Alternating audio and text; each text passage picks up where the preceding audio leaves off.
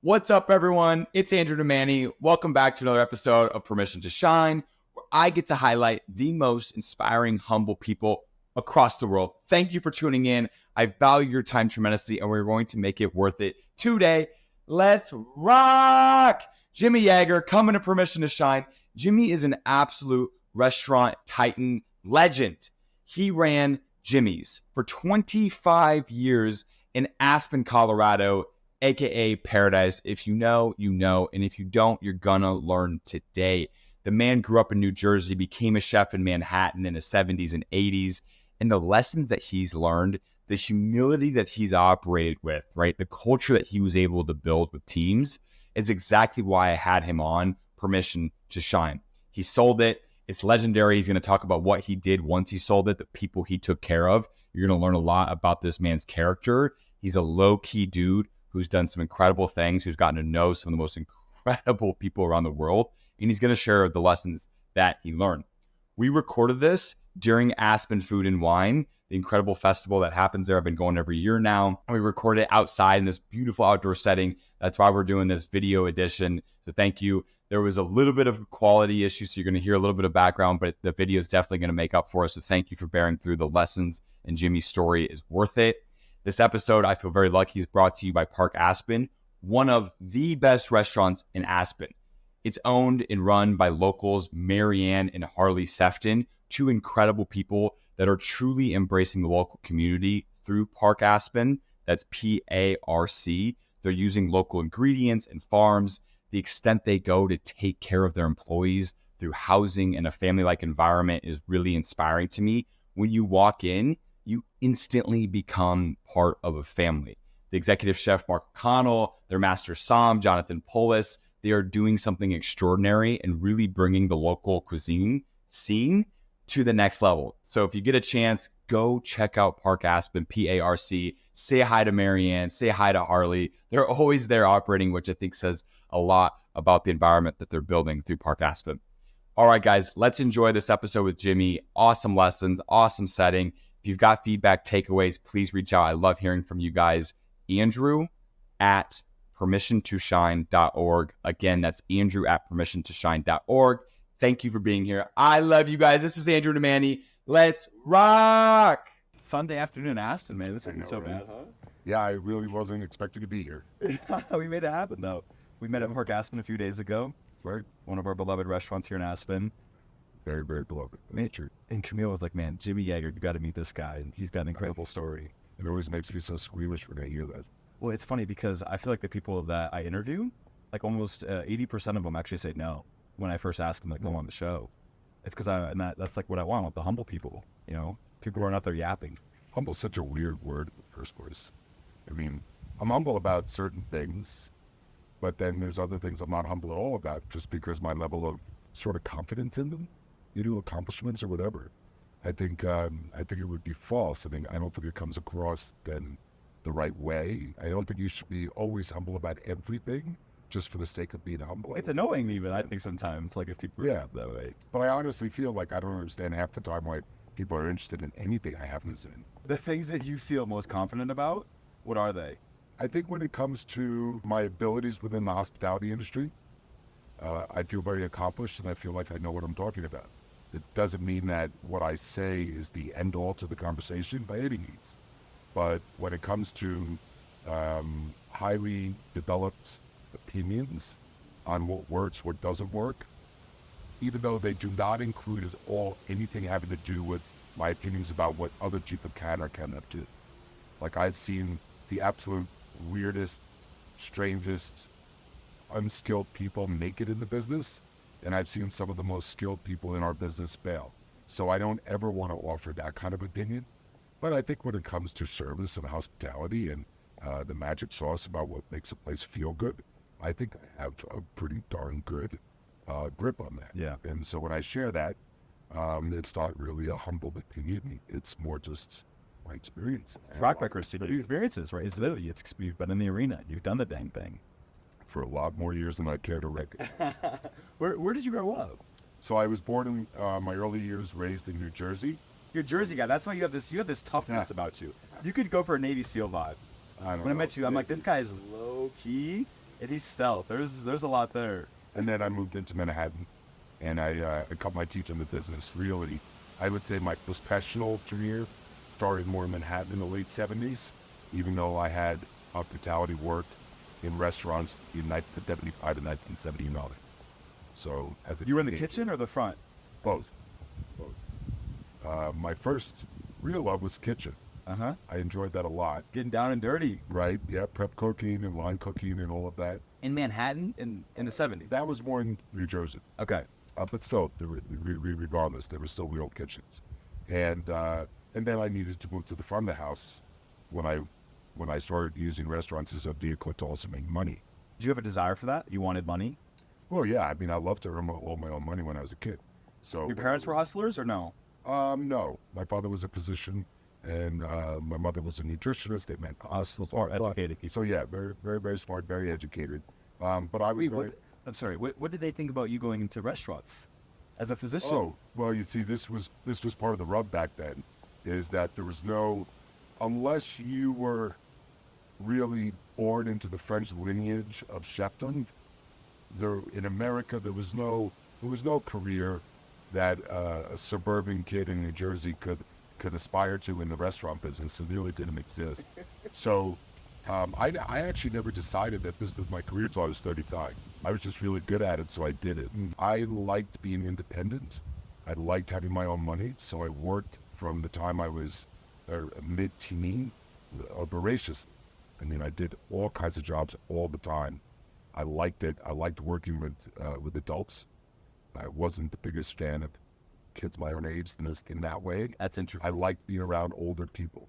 And so I really gravitated into the restaurant world really good. So in 1979, when I was 18 years old, just before I turned 19, I got a job at a bar in Manhattan on the Upper East Side. That was a real deal. And that's pretty much when I signified the start of my career. It was really that job. What was the place called?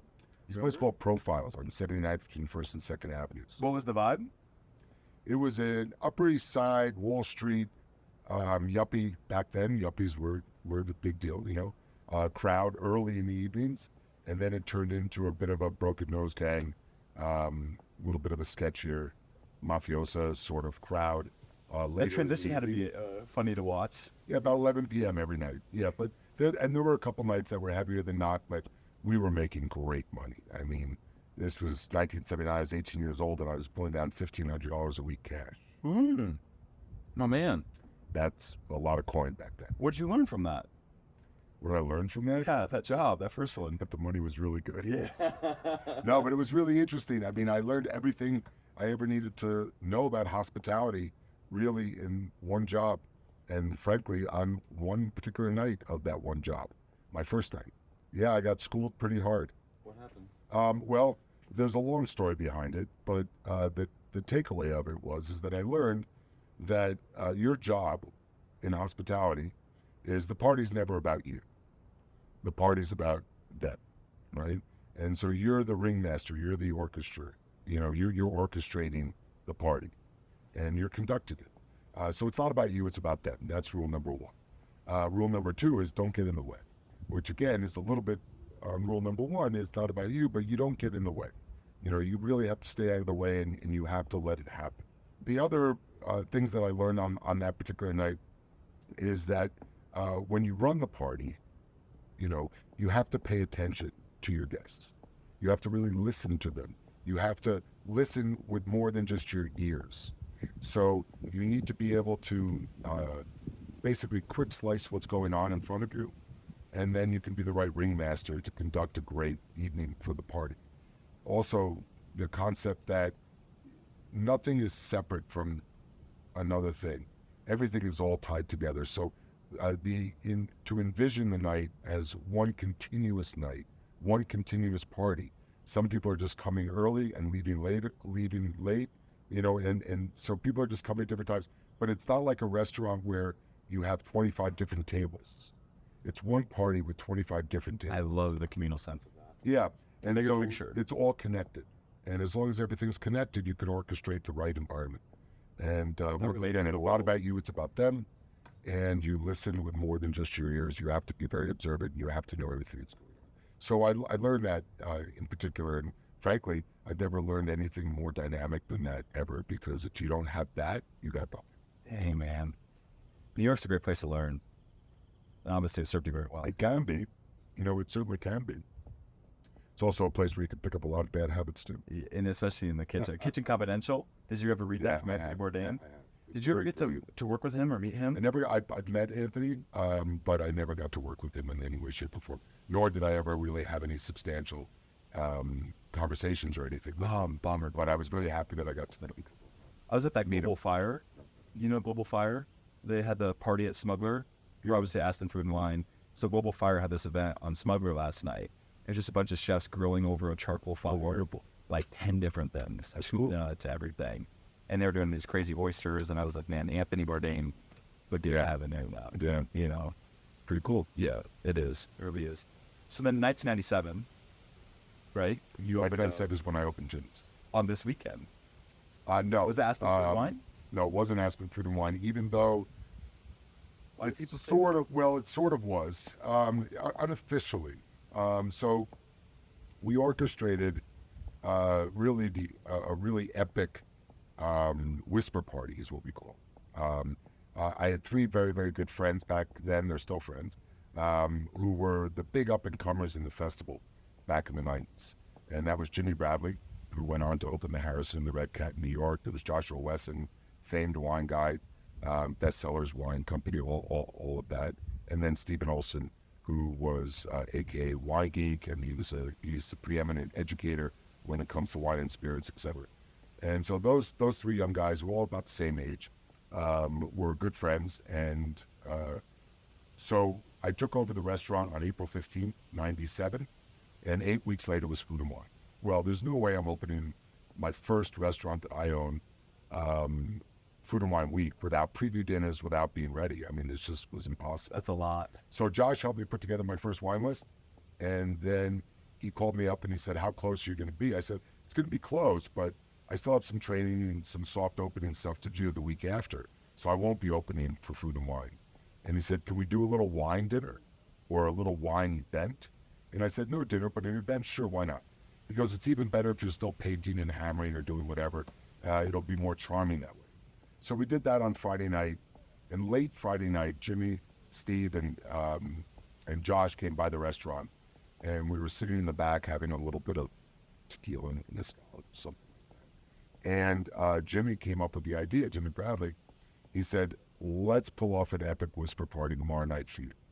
I said, okay, what is that? It just sounds sexy. What does that mean? Come on.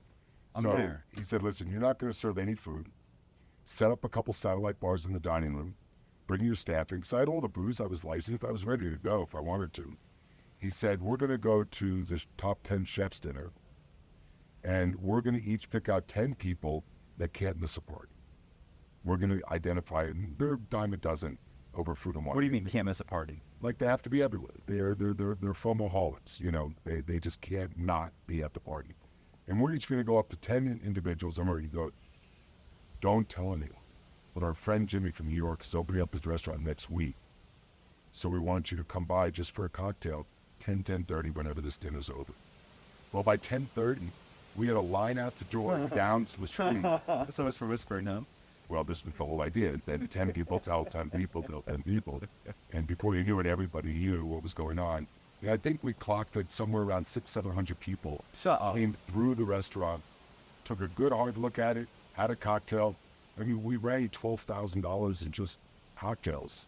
In 1997. In a couple of hours. Oh my God, dude. And it was a riot. It was a blast. And so by the following February, we were fully booked for Food and Wine, and then we were off to the races. Because we got to show it off just as planned. It actually worked. It's a miracle it worked, but we pulled it off. How excited were you to go to bed then? It was amazing. It was amazing. And then we did our soft openings the following month. So that's, in some ways, yes, we opened for Food and Wine, but we had no risk opening for Food and Wine because we were just serving drinks. Got it. And it was just people just coming through and wanting to see the place, and it was cool and all that. So it's a good story. I like that story. I love it, man. It's such a good story. What was your vision for Jimmy's? My vision for Jimmy's, when you were like back then starting it? Yeah, when I started it, I was very intent. I moved here in '91, so this is already '97. It's only 6 years later. And I was very intent on having a place that I liked the people that came to visit Aspen, but I loved the people that lived here. And I really wanted to open up a food and beverage outlet that was really geared towards solving some problems within the food and beverage landscape of Aspen. And what I mean by that is that back then, and I suppose to some extent now, it was either you went out for a really nice dinner or you had a very family restaurant style experience or pizza or burger place or whatever. And there was no places in town where you really could bridge that gap between the two and have both. Now, a lot of people will tell you that there's a reason why you don't do that. Is because conventional wisdom in our industry is focus on one solid image of who you are and just exploit that to no end and get your tribe to follow that. You cannot be all things to all people. But I decided in a town of 6,000 people, maybe there was an opportunity to do something a little bit more complex in terms of our imagery. So I opened up the restaurant with things like, dry-aged cowboy ribeye steaks, fresh seafood, and also burgers and ribs and some other things. I love that. So because it used to be that if you were a party of 6, where are you going to go?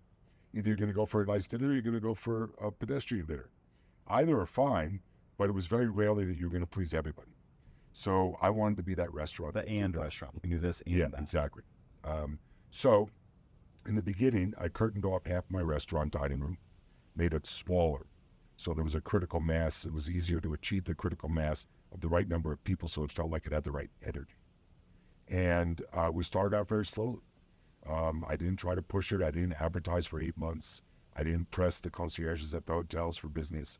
I wanted locals to come in and see other locals there so they felt ownership of the space and I could create relationships with them. I already had relationships with locals. I ran another food and beverage business in town prior to that. So I had a following. Which one? It was the Caribou Club. Oh, yeah. That's a long story, so sometimes mentioning it sort of throws it off. But the bottom line is that I had a pretty good reputation by 1997. And so I definitely achieved what I set out to do, which was to have it feel like a locally dominated place. And then the bar program was very instrumental in that as well. We kicked off the restaurant when we opened with a bar menu, which really didn't exist at the time. And the bar menu was very successful, bar specials, the whole thing. So, it always felt like a neighborhood place. I love which is that. what I wanted more than anything. The world needs that. I think so. I think so. And especially in a town like this. And back then, there was a little bit of a substantial difference than today. And I don't really want to have this conversation sort of get dirtied or go into the gutter of the common conversation that's happening. What's different with Aspen today versus then? But I will highlight one difference. Back then and prior to then and somewhat for the next 15 years before things started to change, there was very few places, maybe one or two places in the whole town where the wealthiest of the haves and the have-nots did not mix socially. So whether or not it was at the bar with a bar menu or in the dining rooms or whatever, you could be sitting at the bar. Like there was a guy who ran a very, very famous Colorado-based mutual fund company, very high finance. The guy was worth a ton of money. And for whatever reason, he liked to sit at my bar and have meatloaf and a beer. And he would talk to anyone who sat next to him. And this was not uncommon, that it didn't matter what you did in town. You could be a lift up and be sitting next to a billionaire, even back then a billionaire, and have a conversation. So one of the beauties of Aspen was that, and I thought that my restaurant and my bar encapsulated that that sense of, we may have very different resources available to us, but we do 95% of all the same thing. We're still human. We still And it made the experience richer for everybody on all levels. That has diminished in today's world. But that was something that I felt that the restaurant exemplified back in its day. How long did you run the restaurant? Just about 25 years. 25. So what was the hardest part of running Jimmy's in Aspen for those 25 years?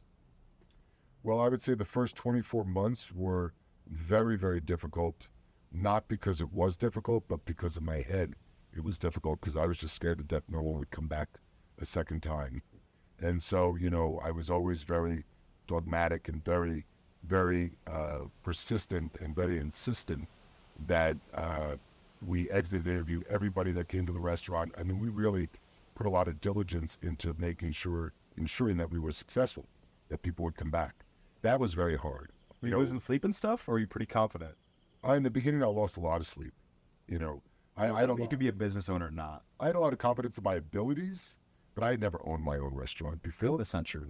I hope you could be a business owner and not just like spend your whole life stressed, Yeah, sure you can. And I went through lengthy periods of time where the stress was low, where things were really moving and rocking and things were great. Living in paradise, running an amazing restaurant. But it never, stress-free never lasts too long.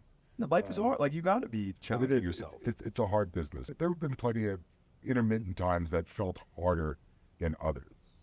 But I loved it all. I never went through a period of like, we're not doing this anymore and this is killing me. It never, ever occurred until the end. So, I was very fortunate that I actually accepted my career. Like I said, it wasn't until I was 35 that I accepted that hospitality was my life or my career path. 16 years into it, I'm still trying to figure that out. It was just I loved doing it. I always loved bartending. I liked waiting tables. I liked managing. I liked cooking. I liked all the aspects of it. But in my head, I always thought that I just hadn't found my career yet. So I was always doing this while that was happening. Interesting. And then I finally realized one day, I woke up and I was like, maybe you're just a complete dumbass. Maybe all this time you should have just looked in the mirror and gone, duh, this is what you do. So when I called friends and family and I said, okay, I'm going to open my own restaurant, they were like, yeah, what took you so long? That's a powerful moment. They knew. I just was the last one to know. And if you could be happy running it for 25 years, that's pretty impressive. Absolutely. Who are some people that our listeners might know that you got to host to the restaurant? Oh, I mean, the list is long. Is it? I mean, yeah. I mean, I just ran into one of them yesterday who I think is probably the preeminent restaurant guy in our country is Danny Meyer. Oh, cool. So having Danny Meyer around was great. I loved my days with Emeril Lagasse and Mario Batali and Tom Colicchio and Joe Bastianich and, Bobby Flay and Lawrence Kretschmer. And I mean, the list just goes on, and from Daniel Blue to Thomas Keller to... Would the Aspen people like Kevin Costner, did they ever embrace that? Yeah. We had everybody. Yeah, I mean, Jack and Kevin Costner. And I mean, if you say... Who's Jack? Was Laura Lynn Jack. Nicholson.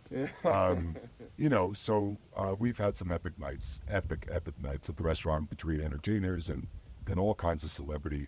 But the nice thing about Aspen was the old world celebrity that has lived here for decades, whether it be Kurt and Goldie or Jack or whoever, just the nicest people in the world. Same thing with Costner and a bunch of others.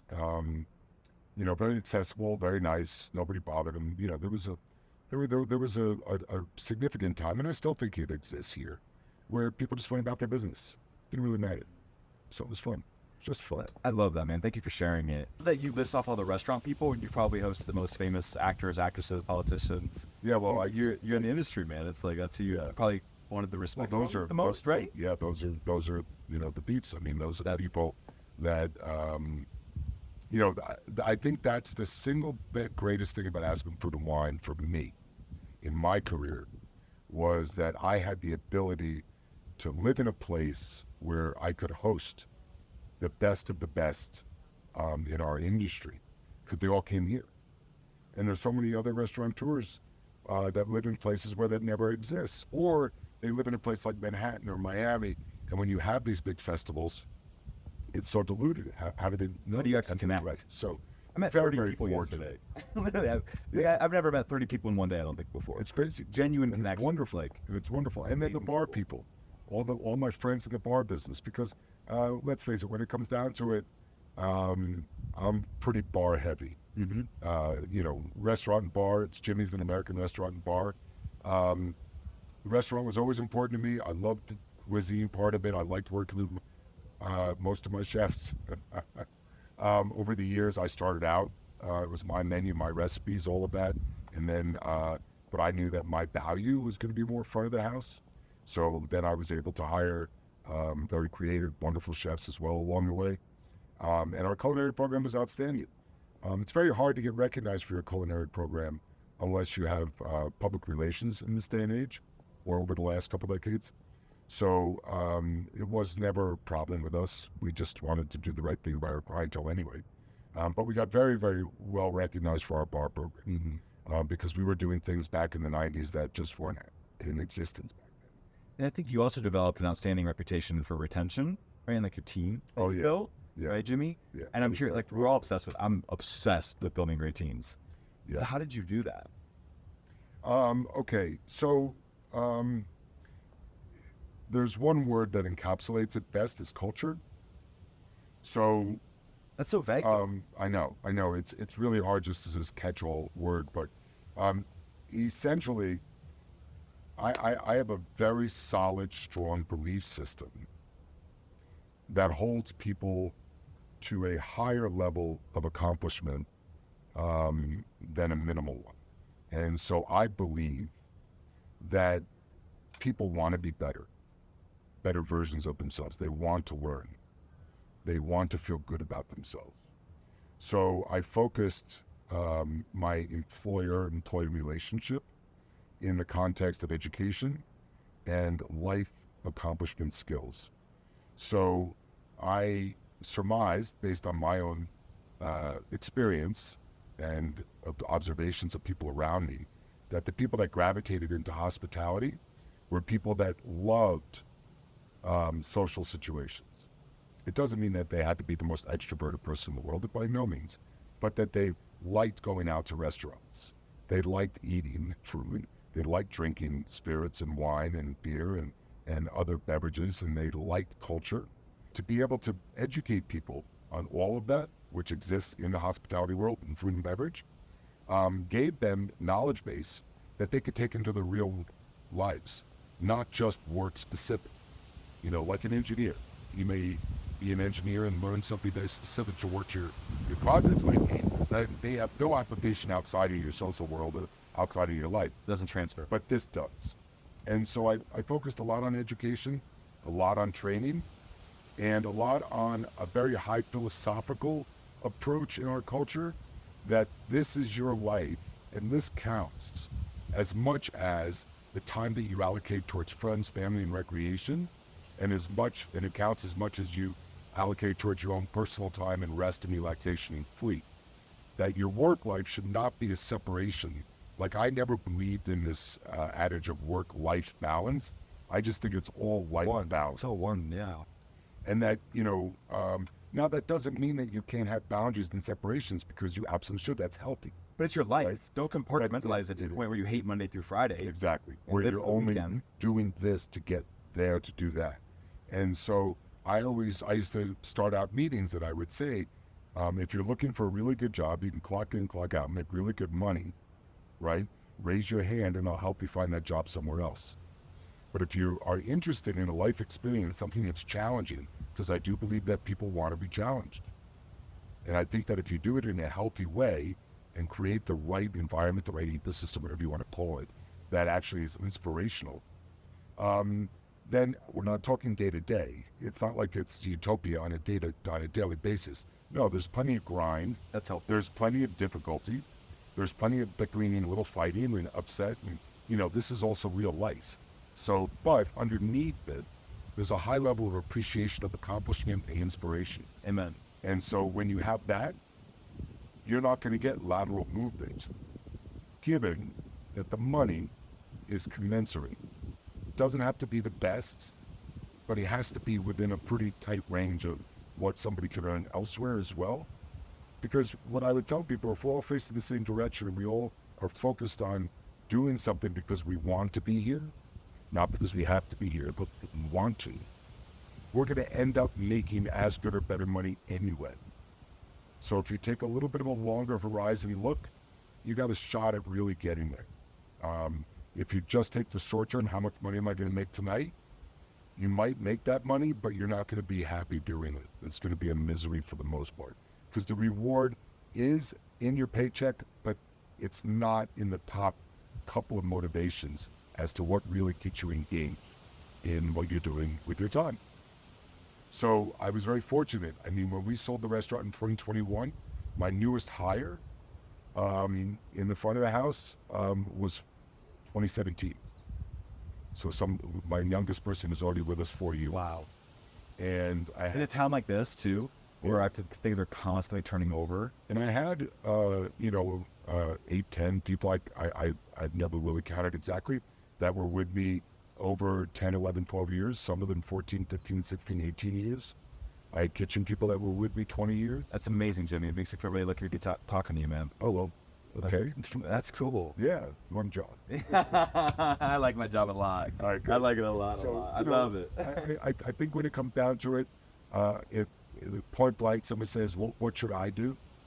I'd say engage your employees, be real with them, be honest with them, and challenge them in a healthy environment.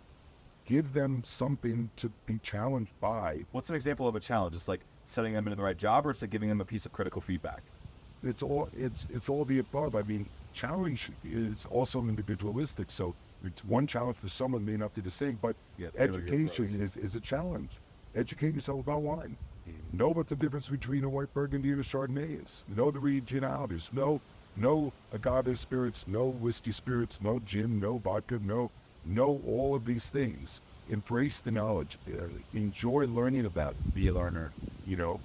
And the minute you know more than most other people, and this sounds a little bit superficial at first, but to experience it, you find out that it's not superficial at all, is you go out to dinner with a bunch of friends from school or whatever, your desk or just other industries, whatever. You get out to a bar, restaurant, and somebody goes, I want a tequila soda.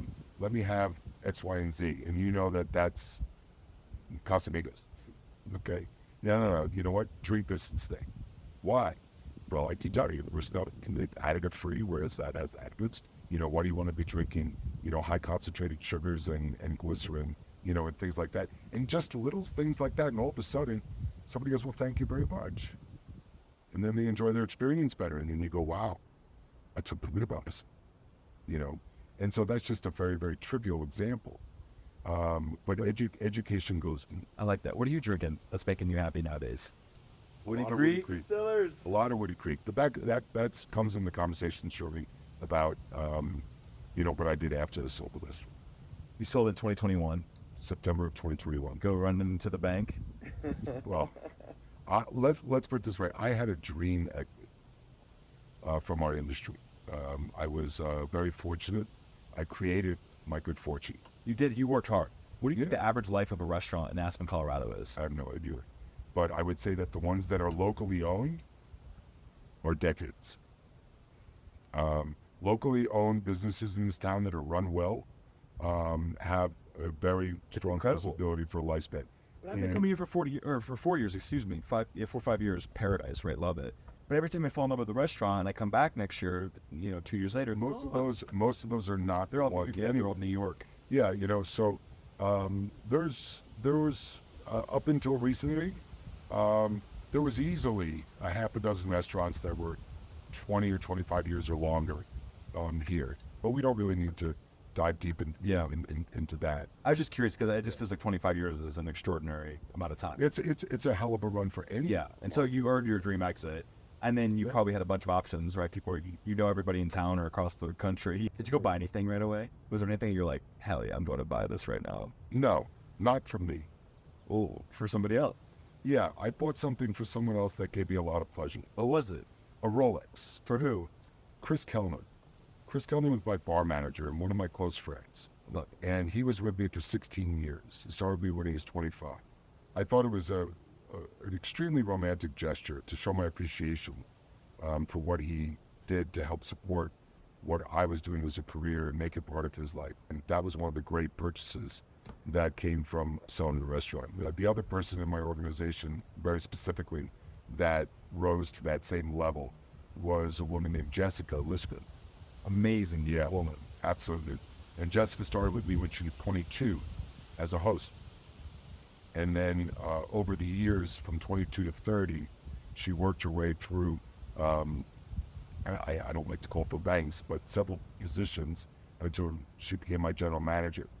And then when she was turning 30, the relationship was very good. And so I offered her an opportunity to become a partner. And she stayed with me for X number of years more, which she did. And then she became my general manager, but also my business partner. And sort of a nice epilogue that Chris and Jess are a couple, and they partnered and they live with each other now. So they're just one of many couples that were born out of working at Jimmy's. What a cool legacy, man. We've seen it, yes. That was one of the things that proved to be the right moment in time for me to exit the business. And that means you've got extra time on your hands nowadays. That means I can still live my life exactly how I want to live it. Which is what are you doing now? So, you crazy man. So for 2 years I traveled extensively, very conventional. Airplanes, hotels, very conventional. Like Italy? You and Everywhere. Tucci hanging out, eating pasta? Pretty much, yes. Motorcycle riding with the Fortaleza guys in Europe. 1 year we went from Rome to Berlin to the bar show. 1 year we went from Rome down around Sicily. And so a lot of motor riding over there. And then traveling within all different countries in Europe as well as Asia. And it was really last summer, I was over in Europe doing an event actually for the U.S. Embassy in Switzerland. The ambassador of Switzerland is Roy Ford Valley guy. He grew up in Wembley. Super Bowl named Scott Miller. And super nice guy, likes to support American product and Colorado product. And so he was going to do a 4th of July party at the Embassy in Bern and wanted Woody Creek to Woody Creek. So I went over there to help most the brand. And I after the party was over, I took a train up to Hamburg, Germany, and I rented a motorcycle and took a 2-week solo ride up into Scandinavia, Denmark, and Sweden. And I really liked it. Very different type of riding. And it was last fall, I was traveling in Asia, and I decided that when I got home, I really didn't want to just sit around. And there was nothing that was rolling up inside of me that I had to do except I couldn't stop thinking about doing a long, extended solo motorcycle ride. So when I got back in November, I started to plan it. And then in early January, I got on my motorcycle and I headed south. Where'd you start? I started from here. Aspen, Colorado. Yep, just outside of Aspen. It was snowing up down. So I just went basically down valley. And I rode from here to a friend's house in Palm Springs. And I went to Joey's house and I just said, okay, I just need 4 days. I just want to make sure everything works, see what I'm missing gear-wise. That'll pass muster. You're getting really excited, Jimmy. I set one destination. 4 days before battle, man. So I set one destination because part of this whole experience that I'm looking at in front of me is to move away from anything having to do with goal-oriented. It's a very business mindset. I want to be present. Very much. And but to get going, I knew I needed an old-fashioned goal. So I set Mexico City as a destination. I have very good friends in Mexico City, and I let them know, okay, I'm coming. I'll be there by the end of January. So I left January 10th. And by the end of January, I showed up in Mexico City. And that's really when this trip started. I didn't really tell many people what I was doing. I told my son and a couple of very close friends.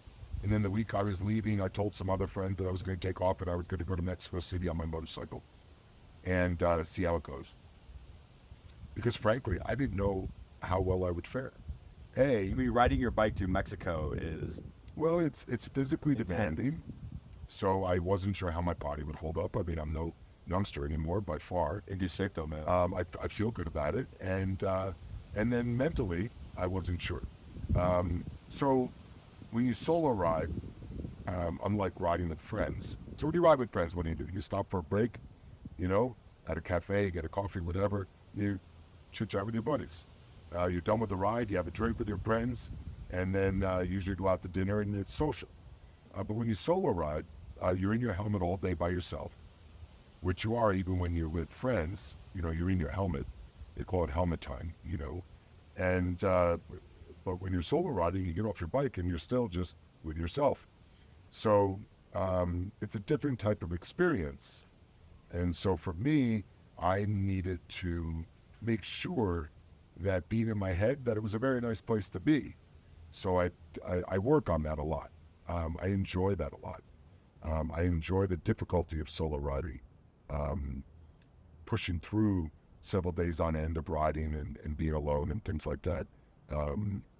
It's not terribly arduous, but it's challenging at least. And it's so I was looking for things that are difficult.